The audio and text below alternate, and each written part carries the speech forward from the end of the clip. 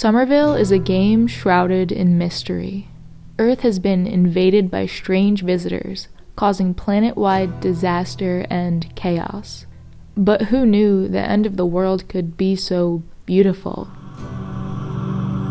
That's a question we'll be asking a lot while playing Jump Ship's upcoming and quite secretive game. Over the past few weeks, 4 new pieces of concept art have been posted to the game's Twitter page, leaving fans to believe we'll be getting some more news very soon. If you weren't already excited, then get this. Somerville is being worked on by one of the co-founders of Playdead, the team behind Inside and Limbo. But this isn't going to be a puzzle platformer like those games. Chris Olsen, the game's creator, has been quoted saying, "It definitely feels like something I have not played before, both mechanically and the way the story is told. All I really feel comfortable calling it now is a sci-fi adventure." As fog rolls over the murky waters of a moonlit swamp, a family is on a desperate journey to find their child. And they're not alone.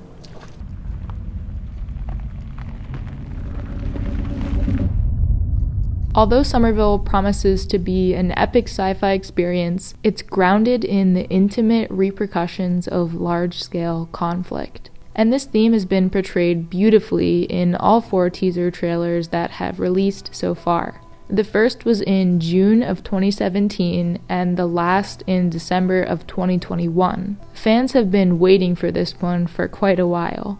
But the story of Somerville can actually be traced all the way back to 2014. This is the first image that was posted to Chris Olsen's Tumblr blog. Some sketches of our protagonist. In 2015 and 2016, we got to see a lot of concept art and level design, and the inspiration in the most recent trailers is easy to see here. It's always very cool to compare a game's beginnings to a more polished version and see how the developers were able to evolve and bring their ideas to life.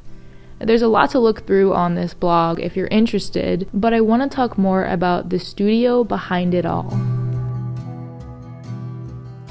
On June 27, 2017, Chris Olsen announced he was joining forces with Dino Patti, the co-founder of Playdead, to form a new studio called Jump Ship.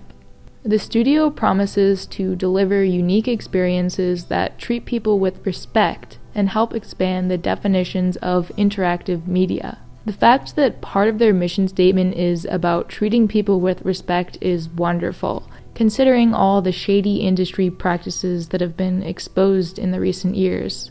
It is so obvious that Jump Ship is proud of their game, their staff, and the world they'll be showing us when Somerville releases, apparently this year.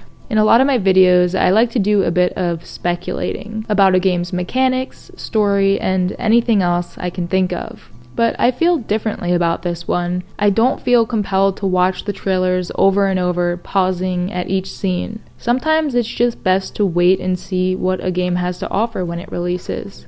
Olsen's last post is from 2018, and I'm presuming the studio wants the rest of the game to remain a mystery. While I'm hoping we'll learn more about Somerville soon, nothing is guaranteed, so I'd like to present to you 2 other upcoming titles that you can hyperfixate on in the meantime.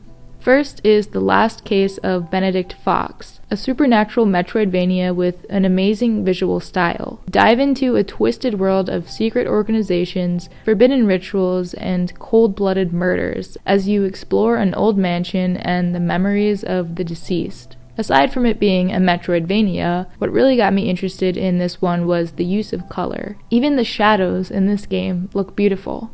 The other game I think you might like was just announced a few weeks ago. It's called Pacific Drive. With your car as your only companion, you'll travel deep into the Olympic exclusion zone, a surreal and mysterious place that's been abandoned for decades. This one is a roguelike survival driving game that looks to bring something new to the genre. So check out everything we know about those 2 here, and give this video a thumbs up if you can't wait for Somerville.